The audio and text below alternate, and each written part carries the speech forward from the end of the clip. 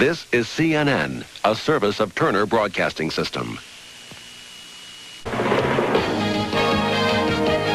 This is CNN's Prime News with Bernard Shaw in Washington, Mary Alice Williams in New York, and in Atlanta, Lou Waters.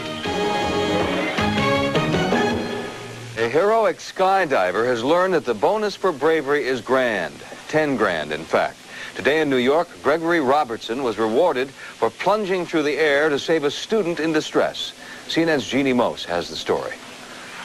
She is alive because a stranger dived to her rescue. I realized without him that I would not be here. I appreciate it, Greg.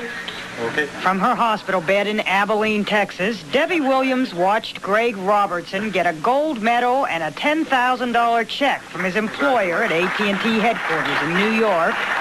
In his spare time, Robertson is a skydiver, a veteran of more than 1,500 jumps.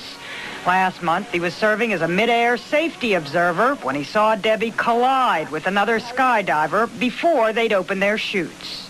From lack of muscle control, it was very apparent she was unconscious, and also there was a great deal of blood around her mouth. From his free-fall position, Robertson went into what's been described as a bullet dive to catch up with Debbie as she spun unconscious towards the ground.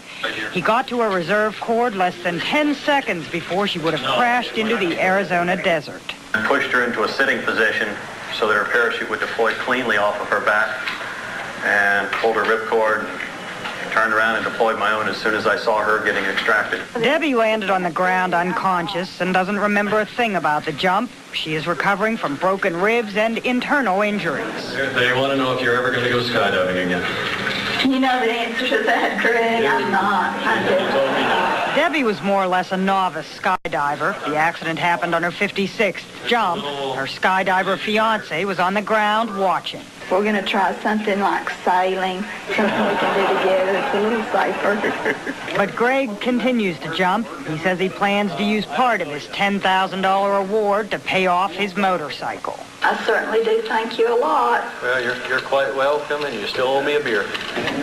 Bud Light. A debt that's more than due to the man who literally flew to her rescue. Jeannie Mose, CNN, New York.